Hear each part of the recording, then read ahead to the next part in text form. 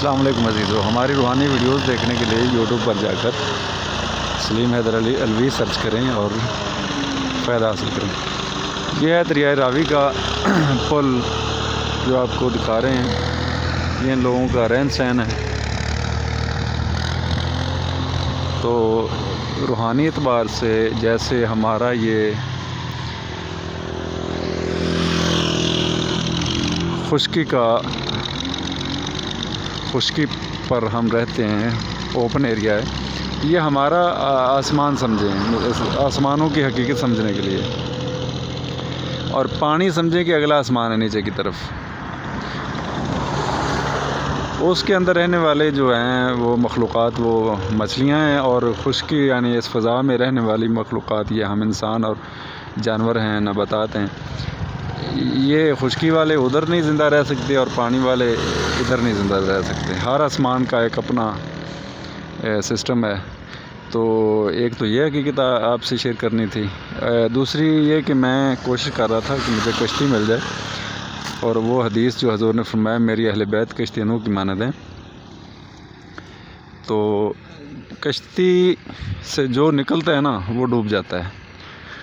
تو اس سے یہ ثابت ہوتا ہے کہ جو اہل بیت سے مکھ موڑتا ہے، اہل بیت سے باہر نکلتا ہے، تو وہ بھی غرق ہو جاتا ہے، ڈوب جاتا ہے جہنم میں۔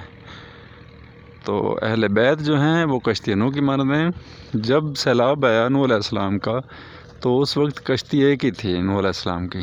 اسی طرح کائنات میں نجات کی کشتی ایک ہی ہے، وہ اہل بیت کی ہے۔ جنت کا نظام جو ہے وہ کسی اور کے حوالے نہیں ہے، کہ کوئی اور سردار نہیں ہے۔ جنت کے مالک یہی ہیں، محمد رسول اللہ کے بعد محمد پاک، مولا علی علیہ السلام، بی بی فاطمہ زہرا سلام اللہ علیہا، امام حسن علیہ السلام، امام حسین علیہ السلام، اور امام ابراہیم علیہ السلام، اور جو 12 امام ہیں وہ برحق ہیں، امام مہدی علیہ السلام۔ یہ جو نظام ہے یہ برحق ہے۔ یہ تخلیق میں سارا علم، سارا نظام ان کا ہے۔ یہ دریا سے ہم یعنی جتنی تخلیق ہے زمین کے اندر اس سے سارا علم ہے۔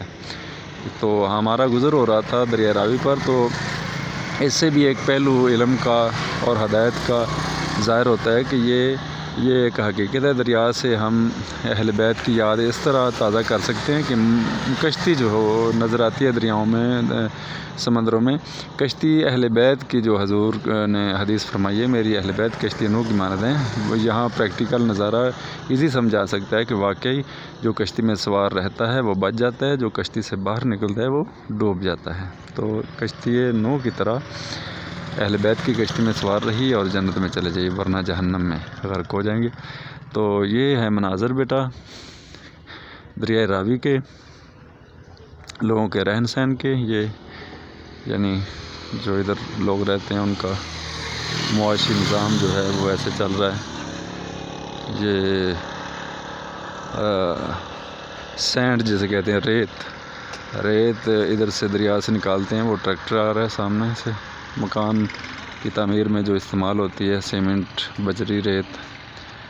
تو ہم آ رہے تھے، میرے ساتھ بابا نظر ہیں، وہ سامنے کھڑے ہیں، ان سے بھی آپ کو ملواتے ہیں۔ وہ سامنے ٹریکٹر آ رہے ہیں۔ تو تخلیق کے اندر جتنی اللہ تعالیٰ نے نظام بنایا اس کے اندر بیٹا علم ہے، اس ایک حقیقت ہے، نظام ہے۔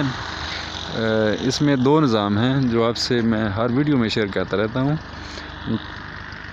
انسان اہل بیت کی یاد کے لیے، انسان، ماں باپ، بچے دیکھیں تو اہل بیت کی یاد ہے، اور ان کے مسلح جات ہم جہاں بھی چلے جائیں، اونٹ سے لے کر اونٹ، گائے، بکرا، دمبا، مرغی، یہ آپ کو ضرور کہیں نہ کہیں ملے گی۔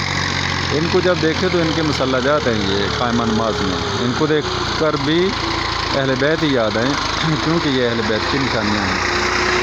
یہ انسان کی بنائی ہوئی جتنی چیزیں، اس میں روحانیت نہیں ہے، اس میں اہل بیت کی کوئی علامت نہیں ہے جو انسان نے بنائی ہیں چیزیں۔ اس میں دنیا کی آسائش، دنیا کی جو سٹرگل ہے، دنیا کی ترقی کی سٹرگل ہے، دنیا ہی کے اندر دنیا جنت بنانا چاہتی ہے۔ دنیا میں جتنی خوبصورتی ہم بنا لیں وہ جنت نہیں بن سکتی، اس کو چھوڑ کے جانا ہے۔ جنت اہل بیت کی جنت ہے، اس کی تیاری کرنی چاہیے۔ تو انسان کی نئی چیزوں میں علم اہل بیت نہیں ہے، دنیا کی ہوس ہے، دنیا کا لالچ ہے، دنیا میں گم ہونا ہے۔ تو کوشش کیجئے بیٹا نظام تخلیق سے محبت اہل بیت حاصل کریں۔ یہ دو ہی تخلیق سے نظام ظاہر ہوتے ہیں، ایک اہل بیت والا راستہ اور ایک مخالفین اہل بیت والا راستہ۔ تو مخالفین اہل بیت یعنی گندی چیزیں، حرام جانور، بندر کو دیکھ کر اہل بیت کی محبت اور بڑھ جانی چاہیے اور مخالفین کا نفرت اور بڑھ جانی چاہیے۔ تو یہ ہیں ہمارے بابا نذر صاحب، ہمارے بہت ہی پیارے درویش ہیں، تو ان سے بھی آپ کو ملواتے ہیں۔ روحانی اعتبار سے میں نے ان سے بہت کچھ سیکھا ہے، اللہ تعالیٰ ان کی عمر دراز کرے۔ تو انہوں نے اپنا روحانی علم بہت دیا ہے مجھے۔ تو یہ بابا نذر ہیں، جب تک یہ حیات ہیں ہماری محبتیں ان کے ساتھ ہیں، اللہ تعالیٰ ان کی محبت میں ہمیں زندہ رکھے۔ تو اجازت دیجیے، اللہ حافظ۔